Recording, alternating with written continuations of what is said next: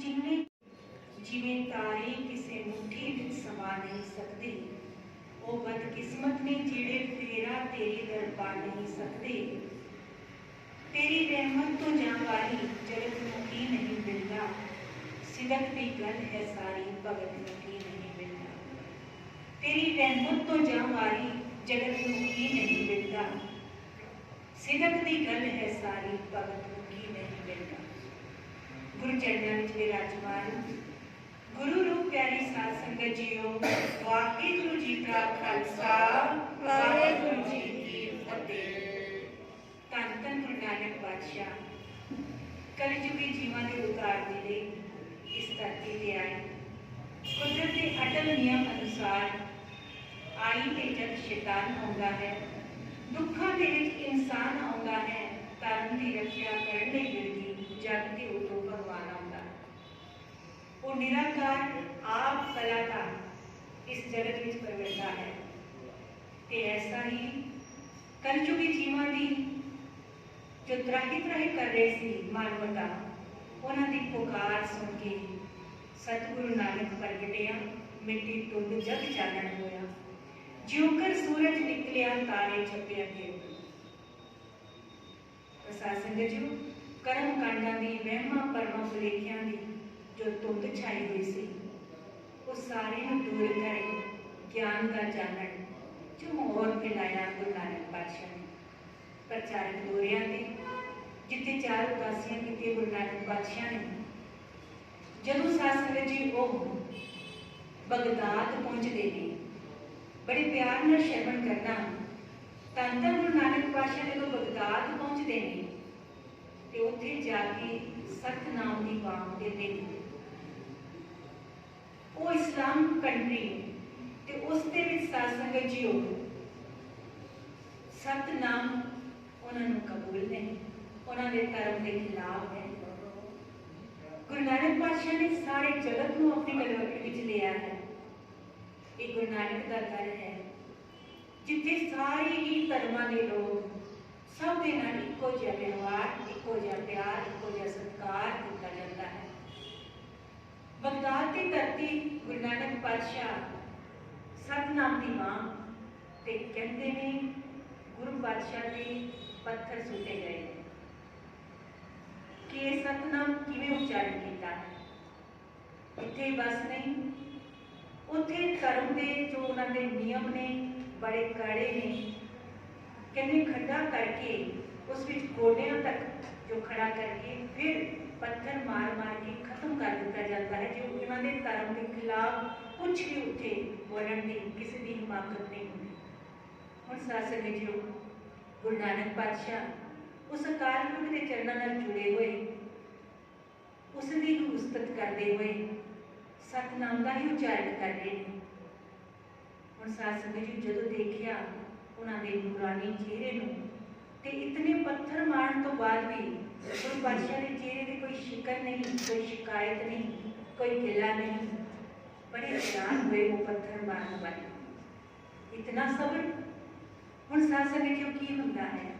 पीर दस्तगीर जो उत्थों का मुखी है, धार्मिक आगू भी है, समाजिक आगू भी है, राजनीतिक आगू भी है, उसके सपुर्द लेके जाया जाता है गुरु नानक पातशाह नूं ते सारी बात दसी जाती है। पीर दस्तगीर भी प्रभावित होता है गुरु नानक पातशाह के नूरानी चेहरे नूं देख के, पर उसके मन में, उसके जहन दे विच तीन कोई सवाल नहीं ते हर बार वो सोचता है कि मेरा कोई तसल्ली बख्श आज तक मैंने कोई जवाब देने वाला नहीं मिला। हो सकता है इन्हां दे कोल मेरे सवालों के जवाब हो।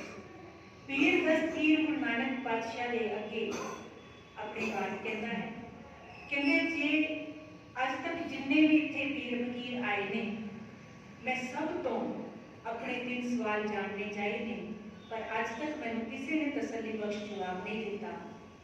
जे तुसी मैनू मेरे 3 सवालों का तसल्ली बख्श जवाब दे दो तो मैं आप जी के चरणों के नतमस्तक हो जावांगा, कदम पोशी करांगा। जे नहीं दिते तो सजाए मौत जो साडे धर्म के अनुसार होगी। हुण साध संगत जी, औरतां की मर्यादा अपनी ते गुरु नानक पातशाह की मर्यादा अपनी है। गुरु नानक पातशाह कहते ने मैं ना मौत के डर तू ना तेरे खौफ तू, पर मैं आया ही जवाब देने लिए हाँ, इसलिए मैं जवाब देवांगा। ना तेरे डर तू ना मौत के खौफ तू, मैं जवाब देने लिए आया हाँ, इसलिए जवाब देवांगा। हुण सासंग जी पीर दस्तगीर अपने तीन सवाल गुरु नानक पातशाह के समक्ष रखता है। कहते मेरा पहला सवाल उस अल्लाह ताला, उस खुदा, उस परमात्मा तो पहले कौन? मेरा पहला सवाल उस खुदा तो पहले कौन? मेरा दूजा सवाल जे परमात्मा है, खुदा है, वो खुदा अल्लाह ताला कहते आपा परमात्मा होर नवा ना जानते। और कहते हैं उस खुदा अल्लाह ताला जे है तो दिखाई क्यों नहीं देता?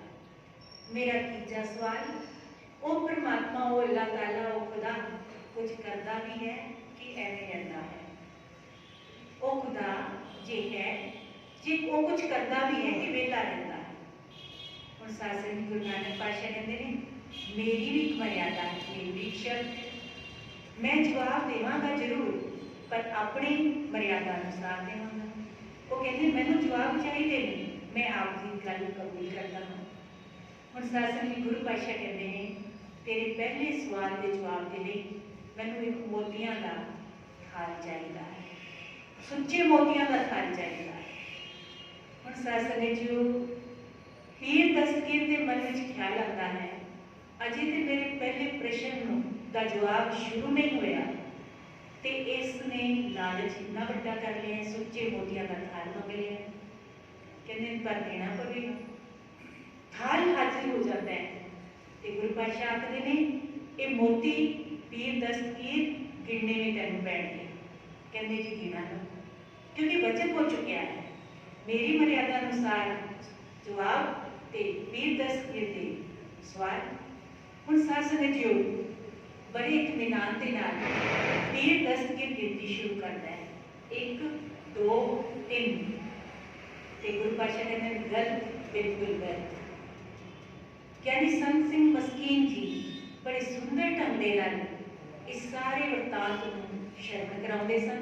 वो आप बगदाद उस थान के दर्शन करके आए, उसे घटनाक्रम को मैं श्रवण कराने का एक माड़ा जिहा यतन कर रही हूँ।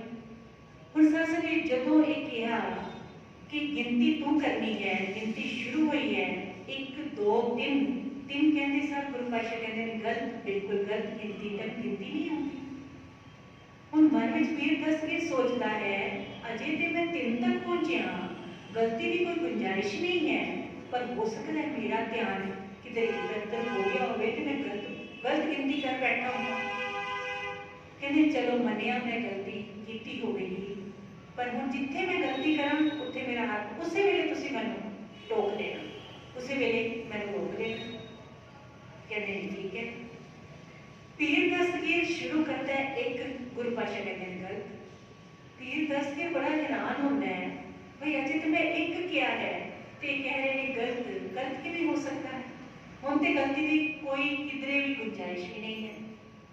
हुण सासंग जी कहते मैं तो एक किया है, गलत मैं कित्थे हाँ?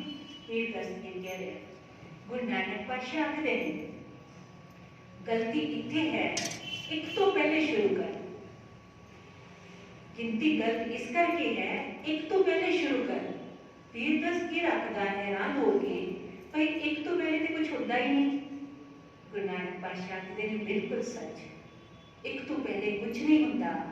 उसी तरह उस परवरदिगार, उस अल्लाह ताला, उस खुदा, उस परमात्मा तो पहले कुछ भी नहीं। गुरबाणी का पावन फरमान है अरबत नरबत तो अरबा खरबा साल तुम ही तुम कुछ भी नहीं सी। बहुत सुंदर शब्द गुरु ग्रंथ साहिब जी में दर्ज है।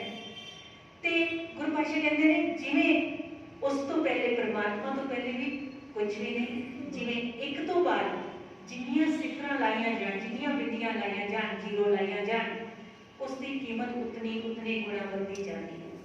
पर एक तो पहले जिन्नी मर्जी सिफरां ला लो, जिन्नी मर्जी जीरो ला लो, उसकी कीमत कौड़ी भी नहीं है। इसी तरह उस परमात्मा, उस अल्लाह ताला तो पहले कुछ भी नहीं है। परमात्मा ने मौजूद आया तकीता बसाओ एक को गवाओ, दिसते हुए लख दरियाओ। कुदरत कवण कहाँ विचार वारिया न जावांगे खबर। गुरु पातशाह कहते ने जदों वो मौज विच आया उसने एक आवाज़ एक शब्द के नाल एक ना बड़ा बसारा कर दिता ते जदों उसकी मौज विच आवेगा उस समेत नहीं लगेगा।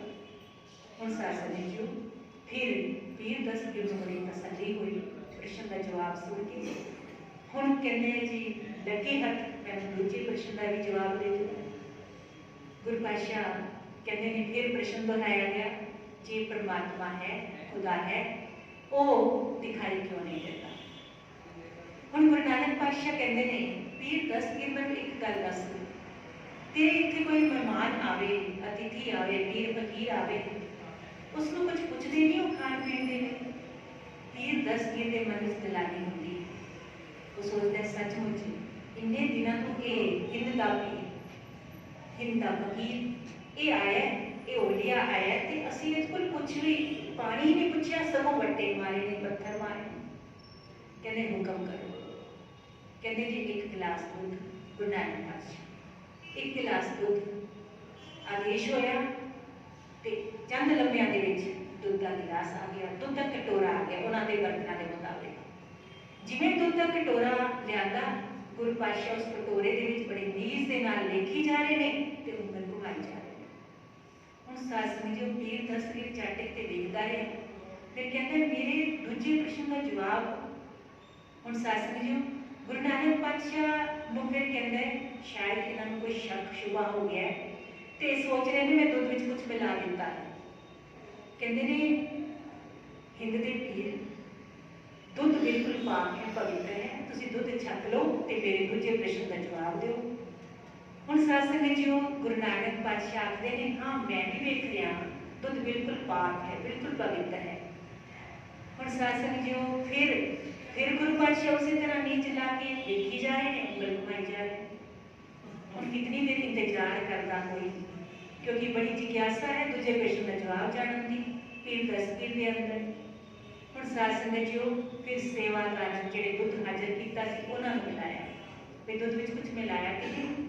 कहते नहीं जी बिल्कुल पाक है बिल्कुल पवित्र है। हुण सत्संग जी फिर गुरु नानक पातशाह कहते हैं आप दुध छक लो दुध विच कोई मिलावट नहीं है बिल्कुल पाक है बिल्कुल पवित्र है।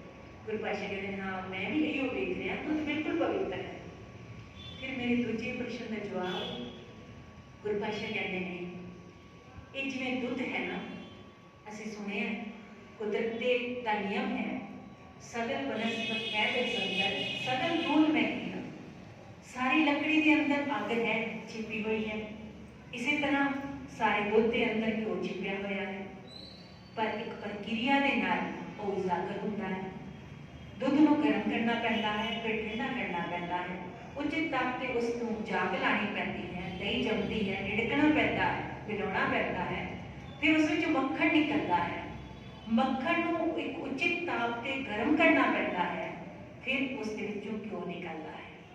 इसी तरह वो परिपूर्ण परमात्मा जिहड़ा कट कट जरे जरे विच वसिया होया है पर वो गुरु के ज्ञान तो बिना दिखाई नहीं देता।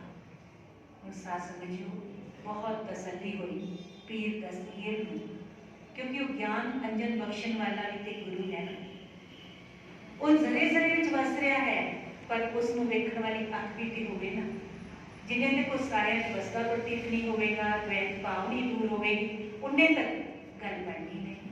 हुण सत्संग जी बहुत प्रसन्न होता है पीर दस्तगीर अपने इस तसल्ली बख्श जवाब को जान के। दूजे प्रश्न का जवाब तसल्ली पीर दस्तगीर नूं उसे वेले अंदरों ते कबूल कर लेता है कि ये महान पीर ने ते फिर सत्संग जी कहते हैं लगे हाथ मेरे तीजे प्रश्न का जवाब भी दे दो। गुरु नानक पातशाह क्योंकि खड़े हुए ने ते वो अपने सिंहासन से बैठा है। गुरु नानक पातशाह कहते ने पीर दस्तगीर नूं एक गल दस जिहड़ा जवाब देने वाला है वो बड़ा है कि प्रश्न करने वाला बड़ा है। हुण सत्संग जी पीर दस्तगीर आखदा है कोई शक नहीं प्रश्न करने वाला छोटा है जवाब देने वाला बड़ा है क्योंकि उसनूं ज्ञान है। हुण सत्संग जी कहते हैं मैं जवाब देने वाला मैं इतने मुजरिमां की तरह खड़ा किया गया है मैनूं ते तू सिंहासन ते बैठा है। कहते ने बहुत उसनूं महसूस होया अपनी गलती तत्काल तत्क्षण उतरता है, गुरु पातशाह नूं उस सिंहासन ते बिठा दिंदा है, आप हत्थ बन के खड़ा हो जाता है। हुण सासंग जी जदों खड़ा है ते गुरु पातशाह फिर अपने रमज दे नाल अखां नेत्र मूंद के फिर बैठे ने ध्यान मगन। हुण सासंग जी फिर झट इंतजार करता है, कहते ने मेरे तीजे प्रश्न का जवाब अजे बाकी है, फिर दस के आखदा है। ते गुरु नानक पातशाह ने जवाब तो मैं दे दिता है, कहते मैनूं ते समझ नहीं आई, खुलासा करके दसो।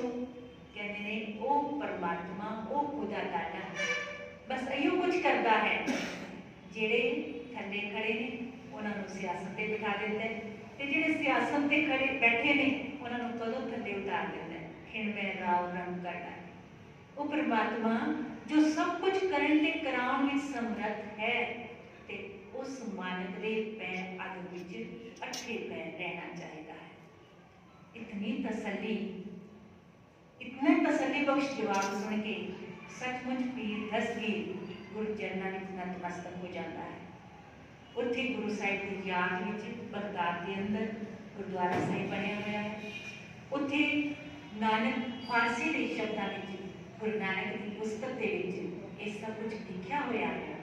सचमुच उस हिंद के पीर ने इसलिए लिखा है, बाबा नानक शाह फकीर हिंदू का गुरु मुसलमान का भी। इस सारी लोकाई के ज्ञान का चानन सब में जूझ जूझ सोई, इससे चानन सब में चानन हुई। ये सारा प्रकाश के मिठक नीवी नानका गुण चंगियां तक ये पावन उपदेश दे के सारियां सर्व साझी वार्ता का पाठ पढ़ाने वाले धन गुरु नानक पातशाह की पावन बाणी पढ़ के सुन के विचार की गुणीए किनका एक जस्टिए वसावे ताकि महिमा गणी ना आवे। जिन्होंने किनका मात्र भी हृदय वसाले उसकी महिमा कोई बयान नहीं कर सकता। वाहिगुरु सारियां की रहमता करे, बख्शिशां करे, साडा विश्वास मुकम्मल तौर पे एक अकाल पुरख ते साडी हर समस्या का समाधान सानू इस पावन बाणी तो मिलता है। बशर्ते असीं श्रद्धा ते विश्वास के नाल पढ़िए सुनिए ते फिर मनन करने वाले तुर पईए। वाहिगुरु सारियां की रहमता करे, बख्शिशां करे, कोई कणी प्यार की हलेमी की इस पावन बाणी की पूरे इतिहास की साड़ियां चोलियां में पै जाए, जिस सदके ये लोग सुखिए पर लोग सुहेले नानक आप व्यवस्था बन सके। भुलना चुका की खिमा बख्शियो जी।